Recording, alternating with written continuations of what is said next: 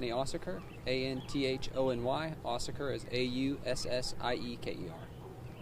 Awesome. Just tell us what happened. Sure. Just before 2 o'clock, officers were dispatched to 3000 block of Sweetser Avenue in reference to a burglary in progress. Additional information came in saying that the subject inside the home had actually shot one of the people who broke into the home. Officers on scene discovered that this person was inside their home, heard a noise, went to investigate saw 3 people inside their home. Again, shot towards or at that group. 2 of the subjects fled. 1 person is deceased inside the home.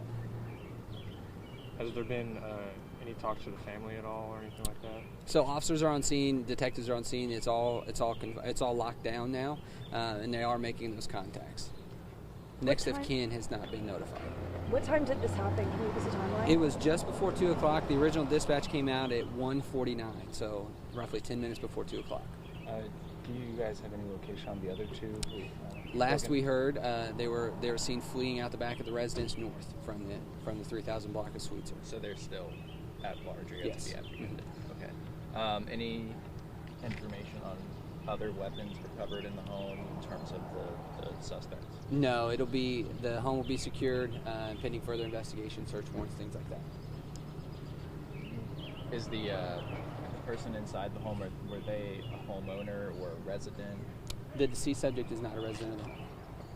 But the person who fired the shots? Yes. They were resident. Have they been cooperative thus far with the investigation?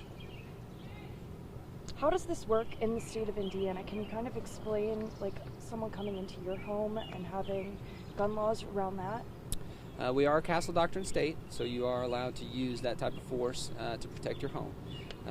But that's part of the investigation to determine if that standard was met. And again, homeowners cooperative, so the investigation is still very, very brand new. Mm-hmm. Was there any surveillance on the property or a neighbor? So they're canvassing for that. That's something that we would put out to the public as well. If you have Ring doorbell cameras in this area, surveillance footage in this area, please contact our detectives. They'd very much be interested in viewing that to determine the sequence of events and the timeline. Do you have a description on the suspects that you're looking for? I don't. The last description we were given is they're wearing all black and wearing gloves. So if that still maintains, we're not for certain. Have there been any other burglaries around here or just in the city of Evansville that might relate to this? As far as this nature, I don't know of it. So the initial 911 call came in at 1:49. Yes. Is that what you said?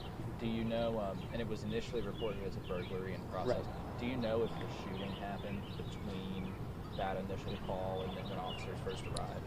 I don't, and that would be, at this point, complete speculation as far as whether it happened before the 911 call or after. Definitely. Was the homeowner injured at all? Was there like a struggle between them, or did they... The only injuries are the person who's deceased inside the home right now.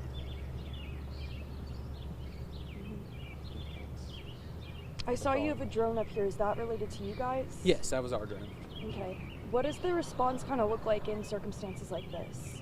This is going to be an any car available type of response. It's going to be a priority 1 run. So basically any officer that's available within the city responds. As you can see, there's an intense law enforcement presence behind us. Off-duty units, plainclothes units, unmarked units are here. Our crime scene detectives, some of our administrative staff is here. So in a run like this, we pull in as many resources as we have available. Is the coroner's office on scene yet? I don't believe so. Do you have any, I think you already asked it, but besides their clothes, any information on the people out there? No, that's again, if anyone has surveillance video, Ring doorbell cameras, or anything like that, we'd be very much interested in viewing those. Just one follow-up on this, on the 2 remaining suspects. What does the search operation look like for them? We can't go into specifics as far as everything we will do, but we obviously can utilize the drone feature or our drones for their capability of that overhead view. We have canines available and things like that. So if those tools are able to be used, because there are certain circumstances and everything, especially for our canines, we absolutely will use those. I think that's all for me. How many people were in the home when it was broken into? Not for certain. For certain, we only know the shooter, the person who fired. Do you guys have like a perimeter set up with other please tell you how wide you guys are? There looking is for? not a specific hard perimeter, but officers are canvassing in the area to see if they would find someone matching the description they were provided or anything like that. Mm-hmm. Is there anything else we should ask you that we haven't? No, I'd just like to reiterate that if someone has any information at all, anything they've heard or seen, and like I said, those doorbell cameras, surveillance cameras, things like that, those are going to be vital. So if anybody has those, they can contact EPD and get those to us. Mm-hmm. Sorry, one more. Do you believe the two that are out there? Do you believe they have weapons? Are they armed? That's undetermined right now. Like I said, they were inside the home. That would be something for the detectives to clarify. Mm-hmm. Yeah, thank you. Thank you, sir. Yep. Thank you, guys.